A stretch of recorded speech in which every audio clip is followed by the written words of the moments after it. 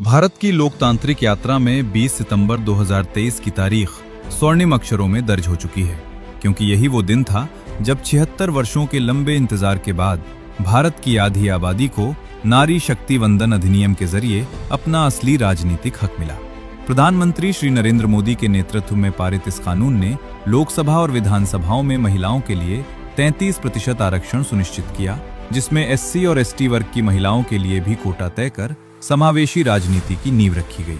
ये बदलाव कितना आवश्यक था, इसका अंदाजा इसी से लगाया जा सकता है कि 1952 के पहले चुनाव में महिला भागीदारी मात्र 4.4% थी, जो 2009 तक संघर्ष करते हुए महज 10.87% तक ही पहुंच सकी थी।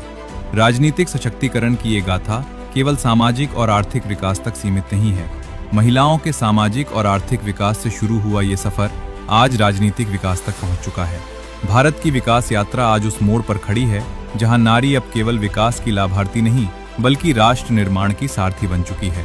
इस परिवर्तन की नींव सामाजिक स्तर पर तब रखी गई जब स्वच्छ भारत मिशन के तहत 12 करोड़ से ज्यादा इज्जत घरों का निर्माण कर महिलाओं को रोजमर्रा के अपमान से मुक्ति दिलाई गई और उज्ज्वला योजना के 10 करोड़ से अधिक मुफ्त एलपीजी कनेक्शनों ने उन्हें चूल्हे के जानलेवा धुएं से बाहर निकाला। सम्मान की इस धारा को संपत्ति के अधिकार से जोड़ते हुए पीएम आवास योजना के अंतर्गत ग्रामीण क्षेत्रों के 70% घरों और शहरी क्षेत्रों के 90 लाख घरों की मालकिन आज महिलाएं बनी हैं।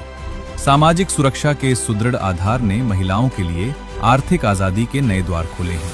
प्रधानमंत्री जन धन योजना के तहत खुले 57 करोड़ खातों में से 32.21 करोड़ खाते महिलाओं के होना इस वित्तीय क्रांति का सबसे बड़ा उदाहरण है। स्वयं सहायता समूहों की 10 करोड़ महिलाओं में से 3.07 करोड़ लखपति दीदी बन चुकी हैं। मगर आर्थिक और सामाजिक रूप से सक्षम होने के बाद अब समय की बड़ी आवश्यकता ये है कि नीतियां बनाने वाले सदन में भी महिलाओं की भागीदारी उतनी ही प्रभावी हो। इसी आवश्यकता को पूरा करने के लिए मोदी सरकार द्वारा नारी शक्ति वंदन अधिनियम पेश किया गया। जब तक बेटियां राजनीतिक निर्णयों की सूत्रधार नहीं बनेंगी, तब तक विकास की ये गाथा अधूरी रहेगी। ये अधिनियम न केवल महिलाओं को राजनीतिक नेतृत्व का अधिकार देगा, बल्कि उनके शक्ति और संकल्प से नए भारत का भाग्य भी लिखेगा। सशक्त और अधिकारपूर्ण महिलाएं वो धुरी हैं जिनके नेतृत्व में एक समृद्ध और आत्मनिर्भर विकसित भारत का निर्माण सुनिश्चित होगा।